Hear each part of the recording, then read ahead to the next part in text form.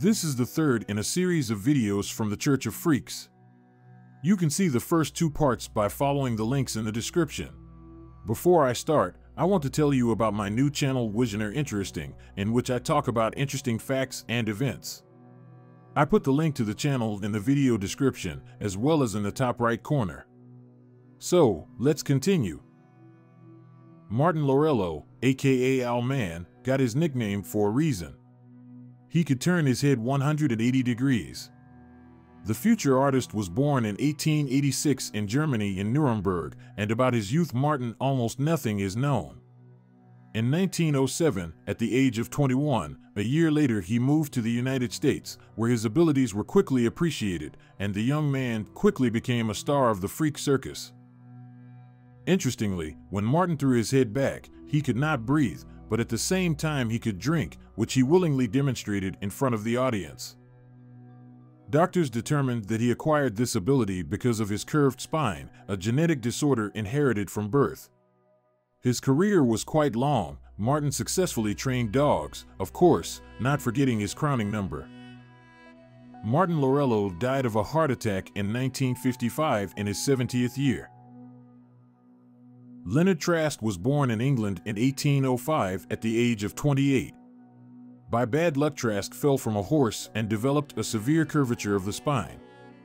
7 years later, he fell out of the carriage and suffered a series of additional fractures. For the next 18 years his spine spontaneously curved, with Trask's nose eventually poking him in the chest. Trask gradually lost the ability to see anything and could not straighten up. To support himself, he had to show off his disability for money. The newspapers called it the eighth wonder of the world, a natural mystery, a doctor's despair.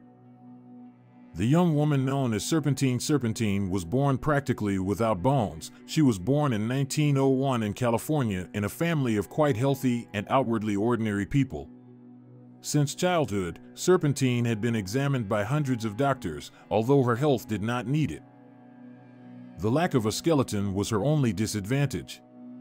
Since the late 30s, Serpentina performed in a freak show circus, participating in a sea show where she portrayed a mermaid next to real whales, sharks, giant octopuses. The exact origin of the two-headed wonder Pascal Pinion has not been established. It is known that he was born in Mexico in 1889.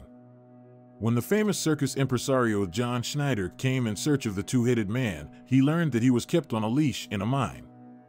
The superstitious miners believed the ugly Mexican was the spawn of black forces and believed that if the child of Satan was in their power, they could fear nothing. Ryder managed to buy Pascal Pinion, for which he immediately began to bring in a lot of money. When the Mexican first appeared before the public in 1927 in a top hat, people gasped at the hole in his hat. A second face stared at them and grimaced, moving his lips, but no words could be heard. And when asked what he thought the upper head was trying to say, Pasquale did not answer, and even on the contrary became unapproachable and completely refused to talk to the curious. Most likely, the second head belonged to his underdeveloped twin brother. Apparently, at some point, their heads were fused together, and the other body split apart. He was born with two heads. In addition to Pinon, there have been several other cases of such pathology. For example, in the case of the Chinese Chang Tzu-ping, whose twin brother was on Ping's cheek, he often refused to participate in performances, walking away with a twisted face in anger.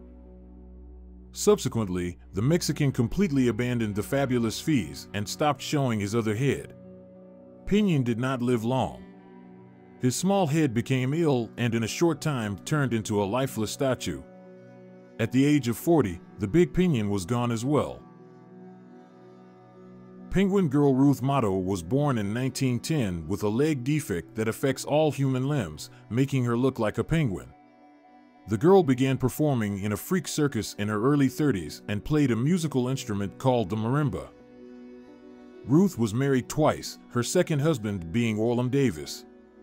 The last decades of her career she performed in the freak circus until 1965. Arnold Jareth Hensky was born August 6, 1912 in Rotterdam to a letter carrier and the daughter of a clergyman. Arnold studied drawing as a child, and at the age of 20 he was head of a group of architects in a design office. The most important events in his life occurred in the 33rd year of his life. At that time he realized that his body was invulnerable. Arnold quit his day job and moved to Amsterdam, where he began performing performances, allowing the audience to pierce themselves through. Arnold took the pseudonym Mirandejo, which means miracle in Esperanto, and became popular. Many times doctors examined him. The most unusual was his performance at the Lennon Hospital in Zurich, where he performed in May 1947 stripped to the waist. Miran even turned to face the audience. An assistant pierced his kidneys and heart and then his lungs with a sword, but these punctures, fatal to the average man, did not even cause pain or harm. The opinion that it was a mass hypnosis disappeared after several x-rays were taken, which clearly showed the blades that had passed through the body. When the rapier was carefully removed from Arnold's body, to the surprise of the doctors, who expected severe bleeding, only small spots remained on the skin. Audiences quite often fainted at performances. Even during one of them in Switzerland, an impressionable spectator had a heart attack, and it ended with the fact that he was even forbidden to hold his performances in large halls, and he had to confine himself to small indoor stages. But his performances did not last 3 years. In May 1948, he even swallowed a steel needle. But after the operation, the artist did not come to his senses, and 2 days later he died. Medusa Van Allen, nicknamed the Baby Woman, was born in 1908 and suffered from a unique genetic bone disease that caused only her head to grow and her torso to remain unchanged. She could neither stand nor sit and was always lying in that position. She had spent her entire life in a freak show. She usually played the part of an infant, was carried on stage in her arms as she was rocked, and then she would suddenly begin to speak, discussing philosophy and literature, enthralling the audience. Medusa Van Allen wrote to her friends, "I enjoy life as it is, like any normal person." The leopard girl Louise was an African American who suffered from the skin disease vitiligo, which provokes the appearance of spots. Louise was far from unique. For more than 200 years, philosophers and scholarly showmen exhibited the bodies of Americans with white or partially white skin in taverns, museums, and as a circus attraction. Robert Huddleston was born in 1895 in Missouri with a unique condition. The man's knees had been reversed since birth. Working in a sawmill, Robert acquired the remarkable physical strength that was legendary at the time. During World War II, the man worked not as a blacksmith, but as a carpenter to prove that a disabled man did not have to sit on the neck of the state. After the war, Robert decided it was possible to make money from more than just the facts of his uniqueness. Having traveled all over North America with the Freak Circus, the guy demonstrated his strength and flexibility in the arena.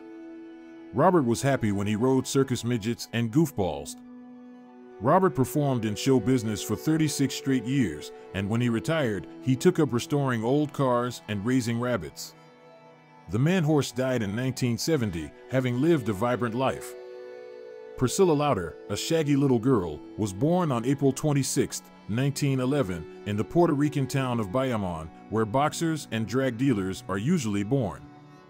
As a bonus to hypertrichosis, the girl had 2 rows of teeth in her mouth. Priscilla's parents went to New York for a consultation with the world's medical luminaries, and while they argued over how to fix the child's bite, the girl's father came up with the idea to show his daughter to the public for money. He turned to showman Carl Lauder, who adopted the girl, giving her his last name. So Priscilla began to perform in the circus. In the late 1930s, Priscilla met a colleague freak show, Emmett Bajano, who shocked the audience with his thick, not sweating crocodile skin. He suffered from ichthyosis. An affair ensued between the two. Crocodile Emmett was gentle and passionate. Monkey Priscilla was distinguished by her eloquence and her ability to sing and dance very beautifully. In 1938, the couple married. A year later, they had a daughter, but alas, she lived only 4 months and died of pneumonia. If you liked the video, don't forget to give it a thumbs up and write what you think about it. Don't forget to subscribe to the channel. Your support is very important to me.